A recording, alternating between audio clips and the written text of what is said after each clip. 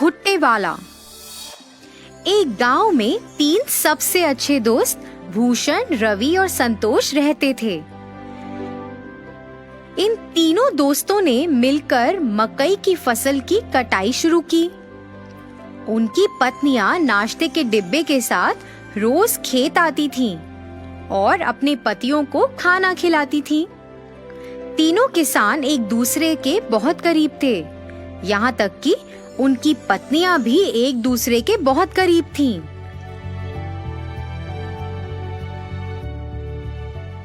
तीनों ने बहुत मेहनत की और बदले में उन्हें बहुत अच्छी फसल मिली।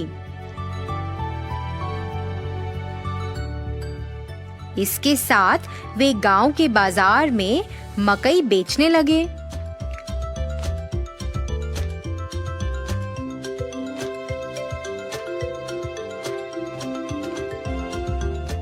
कुछ ही समय में स्वाद और मिठास के कारण सभी मकई भुट्टे बिक गए और दिन के अंत में उन्हें खूब कमाई हुई। उन्हें जो भी मुनाफा मिलता था वह उस पैसे को अपनी पत्नियों को भविष्य में उपयोग के लिए दे देते थे। उन 3 दोस्तों के लिए फसल काटना, खेत में देखभाल करना। तीनों किसान अपनी दिनचर्या में व्यस्त हो गए। उनकी पत्नियां अपने दैनिक घरेलू कामों को पूरा करती थीं और एक साथ एक जगह बैठकर फिर गपशप करती थीं। फिर एक दिन रवि और संतोष की पत्नी आपस में बैठकर बातें कर रहे थे। फिर भूषण की पत्नी अपने गले में एक बहुत लंबी सोने की माला पहनकर आश्चर्यजनक तरीके से उनके पास आई। अन्य 2 महिलाएं उस लंबी सोने की माला को देखकर आकर्षित हुईं और वो भी वैसी माला खरीदना चाहती थीं।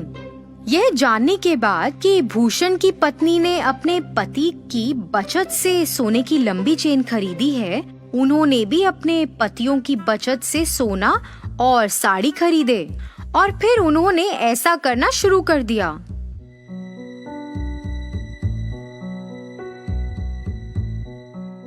पतियों ने अपनी पत्नियों को सोने की माला और महंगी साड़ी पहने देखा और उनसे इसके बारे में पूछा। ऐसा बेफजूल खर्च पर पैसा बर्बाद करने के कारण वह सभी अपनी पत्नियों से नाराज थे और तीनों गुस्से में घर से निकल गए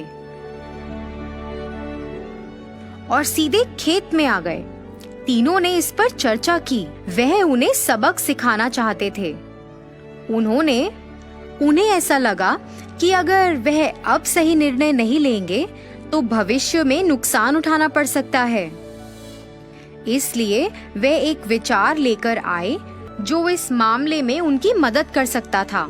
इसे लागू करने के लिए सभी घर वापस गए। हमारे भविष्य के बारे में बिना सोचे तुमने हमारी बचत को बर्बाद कर दिया। इसके बदले में तुम्हें एक व्यवसाय या नौकरी करके अपने सोने और साड़ियों के मूल्य जितना पैसा कमाना पड़ेगा।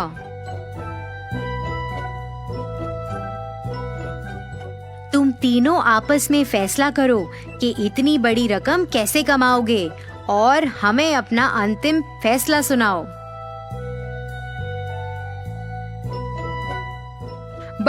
हमें बस ये बताएं कि आप तीनों कब शुरू करने जा रहे हैं। जल्दी निर्णय लो। आप महिलाओं के पास सिर्फ 30 दिन हैं।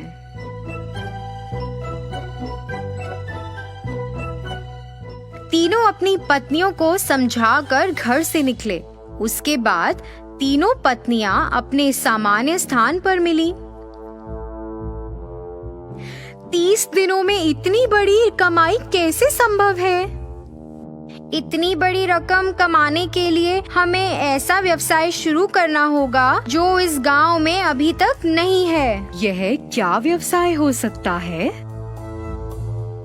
तीनों ने खूब चर्चा की।